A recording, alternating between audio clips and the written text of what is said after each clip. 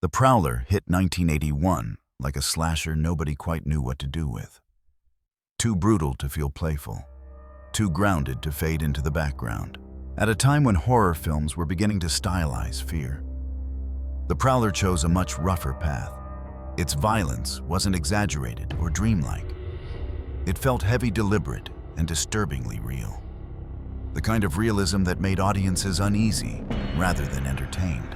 Behind its simple premise was a production driven by stubborn creative choices and an uncompromising approach to practical effects.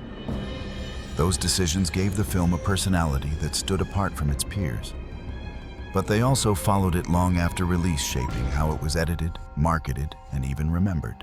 What survived wasn't just another forgotten slasher, but a film defined by the tension between what it wanted to show and what the era was willing to accept.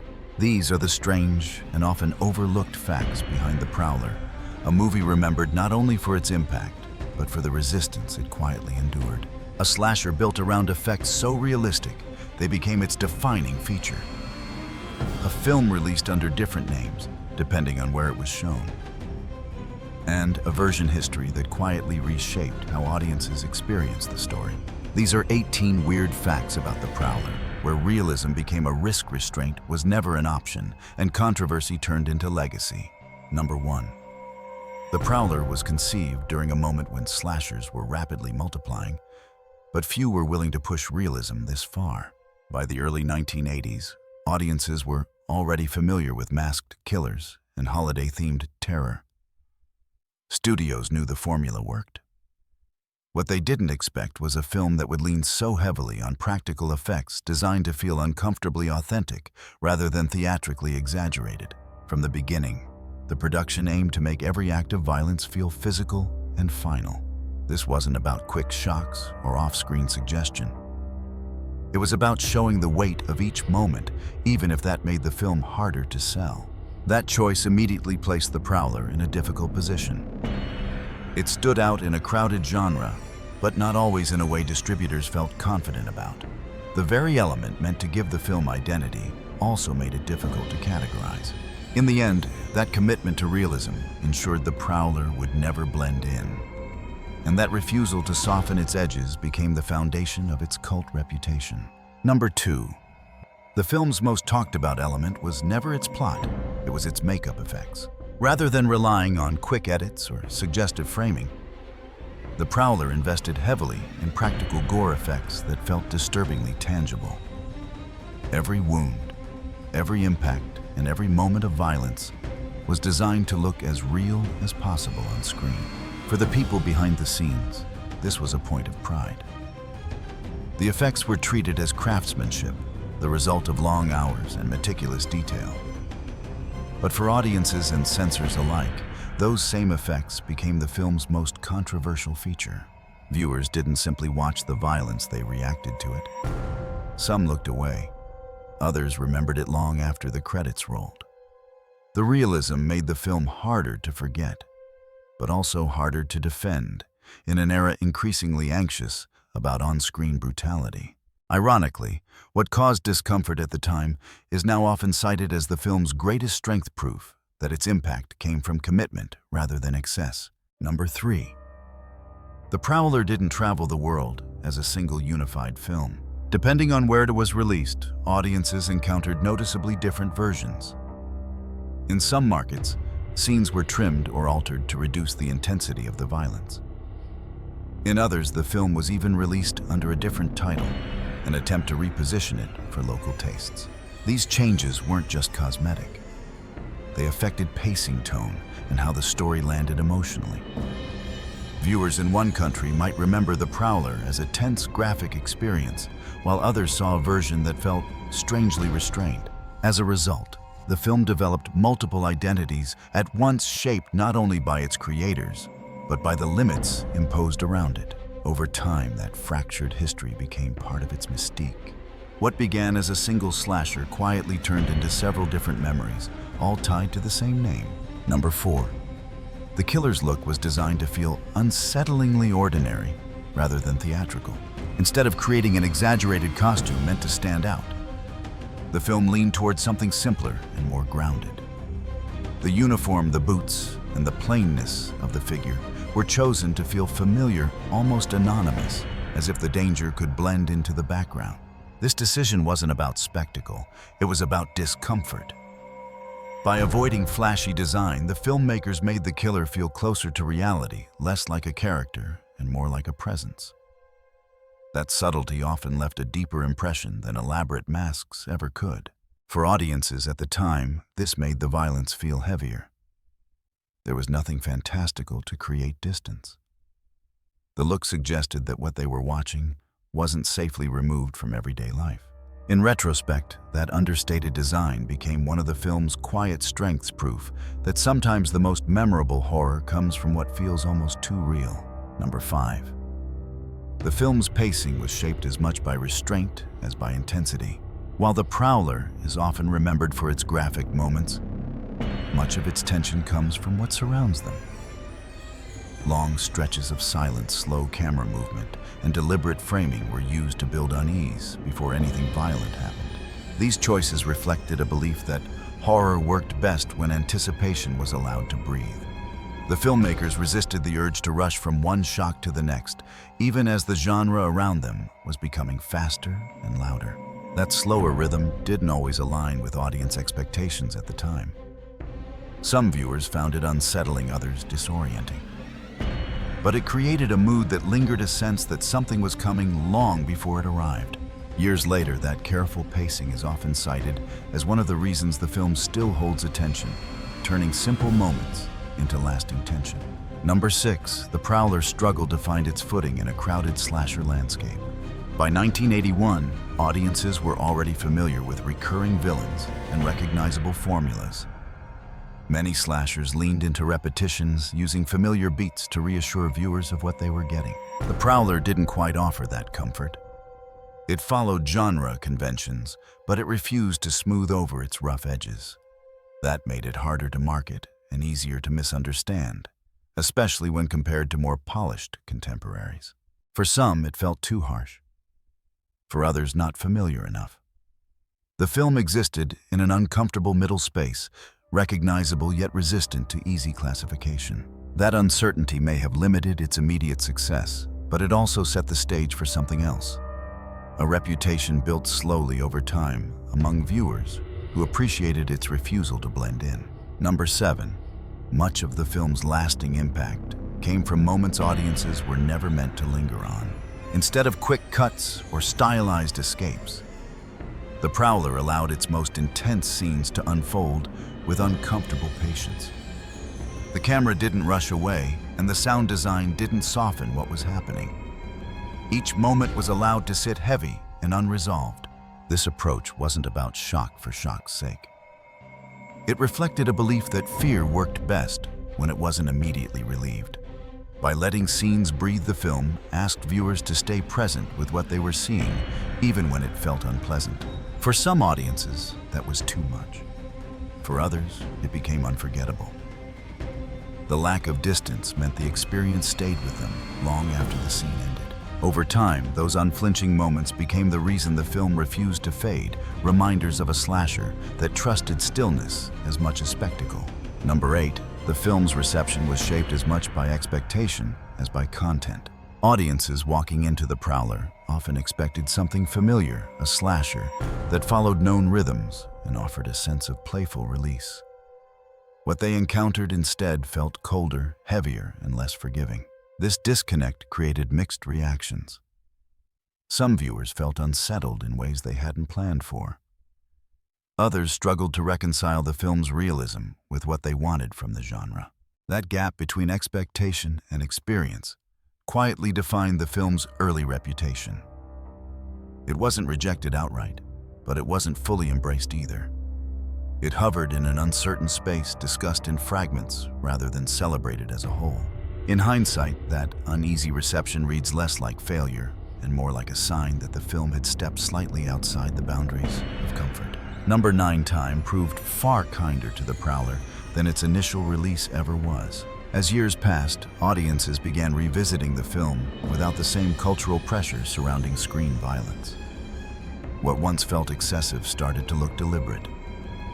What felt uncomfortable began to feel purposeful, freed from the immediate reactions of its era. The film found a new audience, willing to appreciate its craftsmanship, pacing, and commitment to realism. Viewers could finally approach it on its own terms. This gradual reevaluation didn't happen overnight. It came through late-night screenings, home video discoveries, and quiet recommendations passed between genre fans. In the end, the Prowler didn't demand rediscovery, it waited for it. And when the moment arrived, the film's reputation shifted from misunderstood to quietly respected. Number 10, the film's use of silence became just as important as its most graphic moments. Between scenes of violence, the Prowler often pulled back, allowing quiet stretches to settle in. Footsteps, distant sounds, and empty spaces were given room to exist without commentary or music guiding the audience's emotions. This restraint created an atmosphere where tension built slowly, almost invisibly. Silence wasn't a pause, it was a warning. Viewers were left to sit with their own anticipation, filling the gaps with unease. At the time, this approach felt unusual for a slasher. Many films relied on constant movement and sound to maintain momentum. The Prowler trusted the opposite, letting stillness do the work. Years later, that confidence in silence is one of the elements that makes the film feel more deliberate than its contemporaries, proving that horror doesn't always need noise to linger. Number 11. The film's violence was designed to feel physical rather than symbolic. There was little attempt to romanticize or abstract what happened on screen. Each moment was meant to feel grounded, tangible, and final, a reflection of the filmmaker's commitment to realism. This choice stripped away the safety net that stylization often provides. Without exaggerated effects or fantasy, framing the violence felt closer to real-world consequences, leaving viewers with fewer ways to emotionally distance themselves. For some, this made the film uncomfortable to watch. For others, it gave the horror a weight rarely seen in similar productions of the era. Over time, this physicality became one of the film's defining traits, a reminder of a moment when horror briefly leaned closer to reality than many were ready for. Number 12. The Prowler slowly found its audience through persistence rather than popularity. The film didn't benefit from instant acclaim or widespread recognition. Instead, it circulated quietly, passed from one viewer to another through late-night screenings, home video releases, and word-of-mouth recommendations. Fans who discovered it often did so by chance, encountering a film that felt different from what they expected. That sense of discovery became part of its appeal, a hidden title waiting to be uncovered rather than a classic declared up front. This gradual path allowed the film to build a following based on appreciation rather than hype. Each new viewer approached it without the weight of expectation, free to engage with its tone and choices on their own terms. In that way, the Prowler earned its reputation, slowly shaped by time rather than trend. Number 13. The film's reputation was shaped as much by rumor as by reality. As the Prowler circulated through genre circles, stories about its intensity often traveled faster than the film itself. Viewers who hadn't seen it heard fragment scenes described in hushed tones, reactions exaggerated by memory. This secondhand reputation created an aura that felt larger than the movie on screen. For some, curiosity grew. For others, hesitation set in before the opening credits even rolled. When audiences finally encountered the film, they weren't just watching what unfolded on screen. They were measuring it against what they had already imagined. That contrast influenced how the film was received, sometimes amplifying its impact, sometimes softening it.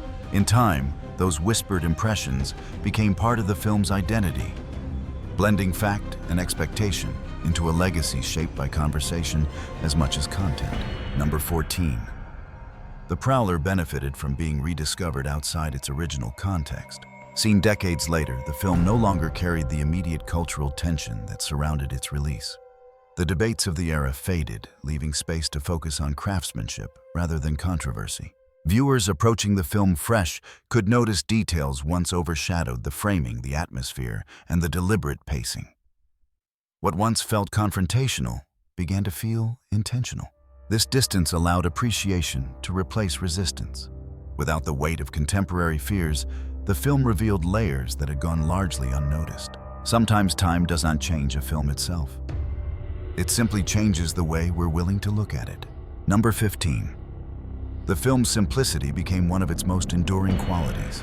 Without elaborate mythology or recurring sequels to redefine it, The Prowler remained a self-contained experience. Its story began unfolded and ended without explanation or expansion. That restraint left room for interpretation. Viewers weren't guided toward a larger franchise or promised future answers. What they saw was all there was, and that finality lingered. In a genre often defined by repetition, this sense of closure set the film apart. It allowed The Prowler to exist as a single, unaltered moment, rather than a chapter in an ongoing cycle. Over time, that simplicity helped preserve its identity, untouched by the need to become anything more than it already was. Number 16. The film's atmosphere owes much of its power to where it chooses to linger. Rather than constantly pushing forward, The Prowler often settles into its locations, allowing empty hallways, open spaces, and quiet surroundings to speak for themselves. The environment isn't just a backdrop, it becomes part of the tension. These moments give the story a sense of isolation. Characters feel small within their surroundings, and the world around them appears indifferent to what's unfolding. That emotional distance deepens the unease without adding a single line of dialogue. At the time, this approach may have seemed understated, but it helped the film build a mood that doesn't rely on excess-only patience. Decades later, those lingering shots remain some of the most memorable, proving that atmosphere can be just as frightening as action. Number 17.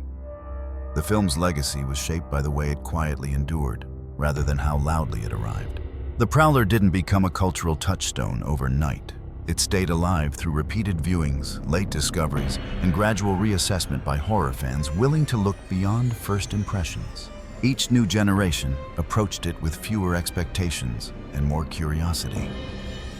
Without the pressure of hype, the film could be appreciated for what it was not what it was supposed to be. That slow endurance created a different kind of respect, one earned through time rather than momentum. The film didn't demand attention. It waited for it. In doing so, it secured a place among those titles remembered not for box office success, but for lasting presence. Number 18. The Prowler stands as a reminder of a moment when horror briefly chose realism over reassurance. Its refusal to soften its tone or offer comfort set it apart from many of its contemporaries. The film didn't guide viewers toward relief or resolution. It simply presented its world and let the weight of it settle. That choice may have limited its reach initially, but it also preserved its identity. The film remains a snapshot of a specific creative mindset, one that valued commitment over compromise. Looking back, The Prowler feels less like an outlier and more like a quiet statement about what horror can be when it trusts its own instincts. Sometimes that trust is all a film needs to endure. Bonus fact: The Prowler became more talked about years after its release than it ever was at the moment it arrived. For a film that struggled to find immediate recognition, its afterlife proved unexpectedly strong. As horror fans began revisiting older slashers, The Prowler surfaced again, not through marketing campaigns or anniversary re-releases, but through recommendation and rediscovery. Viewers encountering it for the first time often did so without context. There was no promise of a franchise, no cultural narrative telling them how to feel. What they found instead was a film that felt uncompromising, almost stubborn in its choices. That lack of mediation allowed audiences to connect with it on their own terms. Some admired its realism, others were unsettled by it, but very few forgot it. In a genre filled with louder titles, The Prowler survived by being quietly distinctive, a film remembered not because it demanded attention, but because it earned it over time. In the end, The Prowler stands as a reminder that not every film is shaped by immediate success. Some are defined by the choices they refuse to abandon, even when those choices make them harder to accept. What once felt excessive gradually became purposeful. What once caused discomfort found appreciation and distance. And through that shift, the film carved out a legacy that feels personal to those who discovered it on their own. If you've seen The Prowler, Which moment stayed with you the longest? And if you're revisiting it now, does it feel different knowing the path it took to get here? Sometimes the films that last aren't the ones that arrived perfectly, but the ones that waited patiently to be understood.